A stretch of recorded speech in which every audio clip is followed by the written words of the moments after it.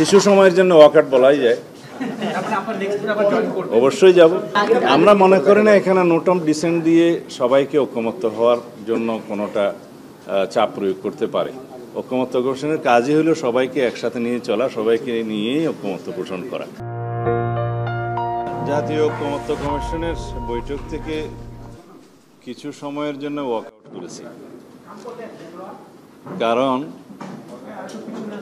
আপনারা সবাই জানেন যে দেশে যাতে আর কখনো স্বৈরতন্ত্রের উদ্ভব না হয়, ফ্যাসিবাদের উৎপত্তি না হয়, সেই লক্ষ্যে বিধান প্রণয়ন করার জন্য জাতীয় ঐক্যমত্য কমিশনের মাধ্যমে সকল রাজনৈতিক দল এবং অংশীজনের সাথে আলাপ আলোচনায় কিছু কিছু মৌলিক বিষয়ে, সাংবিধানিক সংশোধনের মৌলিক বিষয় এবং অন্যান্য বিষয়ে যে ঐক্যমত্য প্রতিষ্ঠার চেষ্টা চলছে, আমরা সর্বোচ্চ সহযোগিতা করে যাচ্ছি।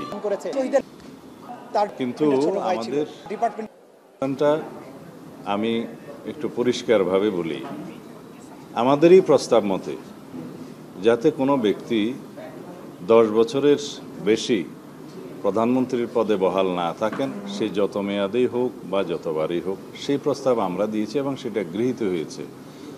তাতে আমরা একটা কন্ডিশন দিয়েছিলাম যে অন্যান্য যে সাংবিধানিক প্রতিষ্ঠান এবং কিছু সংবিধিবদ্ধ প্রতিষ্ঠানের নিয়োগের জন্য যে কমিটি করার কথা বলছে এবং সংবিধানে রাখার কথা বলছে, সেই বিষয়ে আমরা একমত নই। কিন্তু পরবর্তীতে আমরা বিচার বিশ্লেষণ করে সবার সাথে আলোচনা করে আমরা কিছু কিছু জায়গায় আমরা ছাড় দিয়ে এক জায়গায় এসেছি। যেমন নির্বাচন কমিশন গঠন পদ্ধতিতে আমরা সরকারি দল, বিরোধী দল এবং জুডিশিয়ারির প্রতিনিধি রেখে স্বাধীনভাবে একটা সার্চ কমিটির মধ্য দিয়ে যাতে নির্বাচন কমিশনের নিয়োগ হয়, সেই ব্যবস্থার সেটাও আমরাই প্রস্তাব করেছি, সেটা গৃহীত হয়েছে। তাতে করে নির্বাচন কমিশন নির্বাহী বিভাগের প্রভাবমুক্ত হয়ে সত্যিকার কার্যকরভাবে স্বাধীনতা ভোগ করবে এবং স্বাধীনভাবে নির্বাচন পরিচালনা করতে পারবে। এটা গেল 2। তৃতীয় নম্বরে আমরা তত্ত্বাবধায়ক সরকার ব্যবস্থা পুনঃপ্রতিষ্ঠা, যেটা হয়েছে প্রায়, সেই তত্ত্বাবধায়ক সরকার ব্যবস্থার মধ্যে যে কোনো রকমের সংশোধনী যদি কোনো পার্লামেন্ট আনে, সেটা পরবর্তীতে রাষ্ট্রপতির সিগনেচারের আগেই গণভোটের ব্যবস্থা রাখার জন্য সেই প্রস্তাবও আমরাই দিয়েছি এবং সেটাও গৃহীত হয়েছে।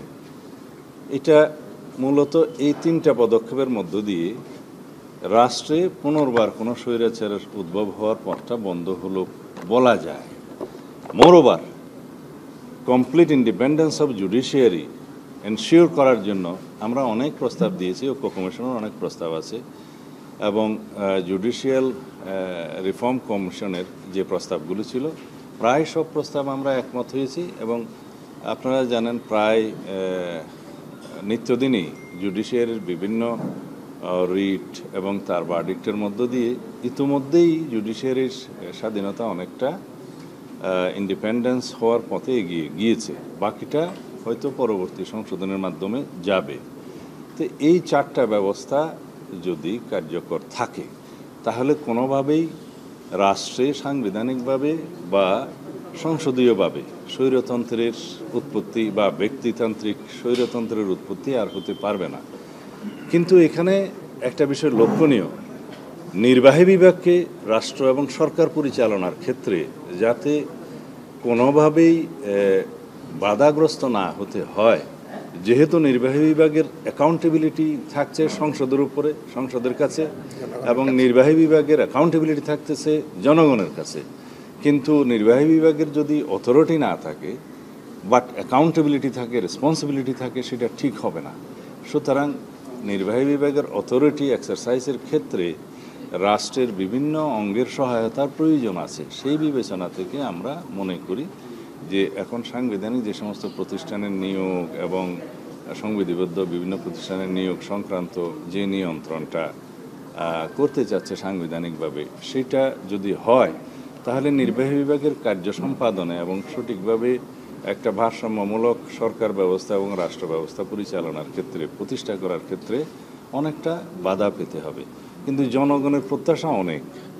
আমাদের নতুন পরিবর্তিত অবস্থায় জনপ্রত্যাশা এবং জন আকাঙ্ক্ষা পরিপূরণের জন্য আগামী দিনে নির্বাহী বিভাগের কাছে অনেক বেশি প্রত্যাশা, অনেক বেশি কার্যক্রম আশা করে। সেই লক্ষ্যকেই আমরা সামনে রেখে মনে করি যে নির্বাহী বিভাগকে অতিরিক্ত দুর্বল করার মধ্য দিয়ে রাষ্ট্রের সেই আকাঙ্ক্ষা, জনগণের সেই আকাঙ্ক্ষা পরিপূর্ণ হবে না। সুতরাং আমরা সেই বক্তব্যটা আগেও দিয়েছি, আজকে হয়তো আবার দেব। সেটার বিবেচনা আমরা মনে করি সেই আলোচনায় আমরা অংশগ্রহণ না করাই উত্তম।